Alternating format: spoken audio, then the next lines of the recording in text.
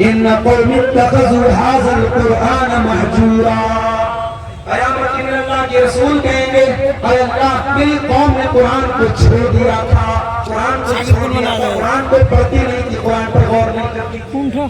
آج الحمدللہ بنگلہ زبان میں قرآن کا انواد موجود ہے, ہندی اور انگلش میں قرآن کا ٹرانسلیشن موجود ہے, اردو میں قرآن کا ترجمہ اور تفسیر موجود ہے. قرآن کو پڑھو میرے بھائیو, قرآن کو سمجھنے کی کوشش کرو. ھذا بلاغ للناس, قرآن مانوتا کے نام ہمارا پیغام ہے. ہر جلسے میں اپنے گاؤں کے کچھ غیر مسلموں کو بھی دعوت. اور معاف کیجئے, یہ جو وید کے منتر آپ سناتے ہیں, یہ گیتا کے جو شلوک اپنے غیر مسلم بھائیوں کو سناتے ہیں, اس سے کہیں زیادہ بہتر یہ ہے اپنے غیر مسلم بھائیوں کو بلائیے اور ان کو قرآن سنائیے, ان کو قرآن کی بھیٹ دیجئے, ان کو پوتر قرآن کی ہندی کی کاپی دیجئے. اور آپ 2-4 بار ایسا کیجئے میرے بھائیوں. میں نے بہت سارے ایسے غیر مسلموں کو دیکھا ہے جو اسلام کے بڑے کٹر دشمن تھے, لیکن کسی کی ایک تبلیغ سے.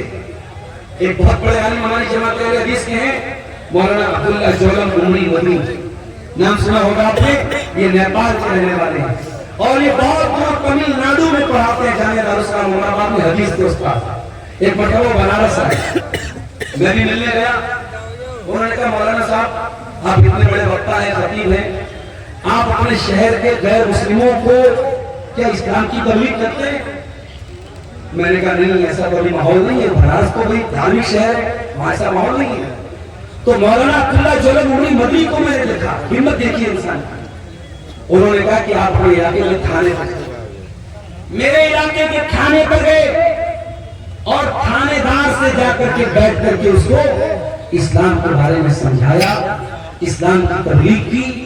اور جتنے پولیس انسپکٹر اور سپاہی اس تھانے میں تھے سب کو ہندی کا قرآن, اور کسی نے ان کا کوئی اپمان نہیں کیا, کسی نے ان کے ساتھ کوئی بدتمیزی نہیں کی. بڑے ادب کے ساتھ انہوں نے مولانا کی بات کو سنا اور قرآن کو لے لیا. اب بعد میں قرآن کو پڑھانے پڑا, یہ وہ جانے اللہ جانے. اتنا کام تو ہم کر سکتے ہیں میرے بھائی.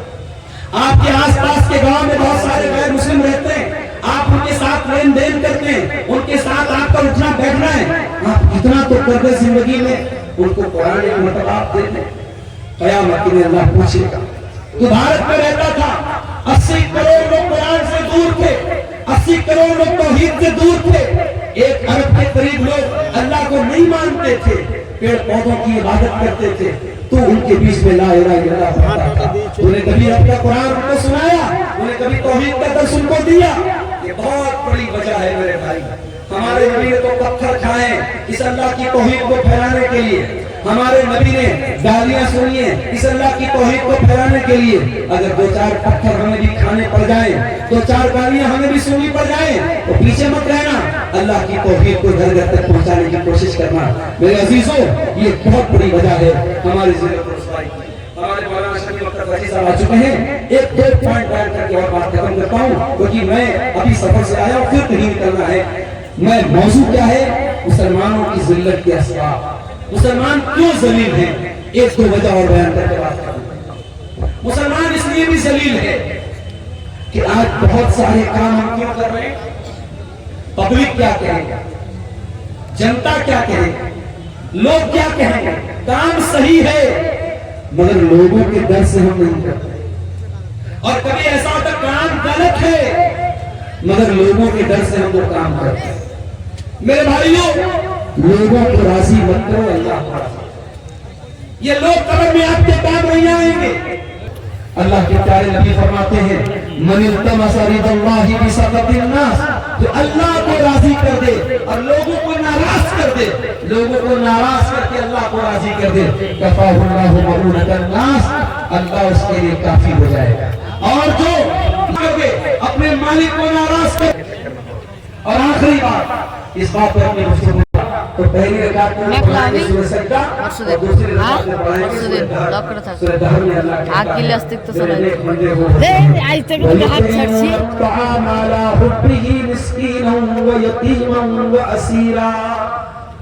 میرے نیک بندے وہ ہیں, میرے جنتی بندے وہ ہیں جو یتیم کو کھانا کھلاتے ہیں, غریب کو کھانا کھلاتے ہیں, قیدیوں کو کھانا کھلاتے ہیں, غریبوں کو, یتیموں کو, قیدیوں کو کھانا کھلاتے ہیں, اور کھانا کھلا کے کہتے ہیں انما نطعمکم لوجہ اللہ لا نريد منکم جزاء ولا شکورا.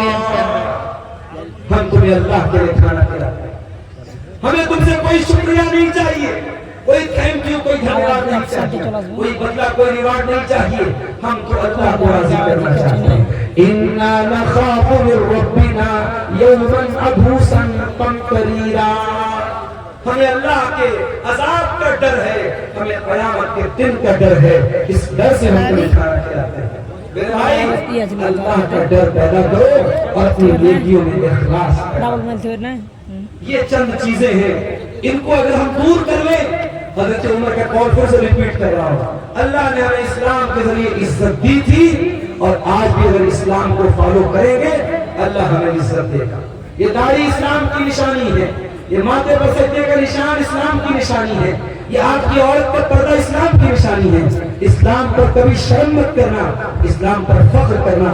اسلام نے آپ کو عزت دی ہے اور کل بھی اسلام آپ کو عزت دے گا. اللہ سے دعا کرتا ہوں رب العالمین جے نگر کے اس پروگرام کو جن بھائیوں نے منعقد کیا ہے اور اس میں اپنا کسی بھی طریقے کا تعاون کیا ہے, اللہ ان کی محنتوں کو قبول فرمائے. رب العالمین ہمیں اور آپ کو بہت بڑی تعداد میں جیسے نمائے ہیں, اللہ ہماری حاضری کو قبول فرمائے. اور جس مسجد کی تعمیر کے لیے پروگرام ہوا ہے, جلسے کے جو آرگنائزر ہیں ان کی سوچ سے بڑھ کر میں دعا کرتا ہوں اللہ آپ کو توفیق دے کہ ان کی سوچ سے بڑھ کر آپ دان دیں اور مسجد کی تعمیر جلد سے جلد ہو جائے. اللہ ہم سب کو اس کی توفیق عطا فرمائے. رب العالمین ہمیں اپنے علماء کی عزت اور ان کا احترام کرنے کی توفیق عطا فرمائے. رب العالمین ہمارے دلوں کو حق قسم کی تربیت سے پاک کر دے. اللہ جب تک دنیا میں زندہ رکھے اسلام پر زندہ رکھے اور ہمارا خاتمہ ایمان پر ہو. آمین. وآخر دعوانا الحمدللہ رب العالمین. والسلام علیکم ورحمۃ اللہ وبرکاتہ.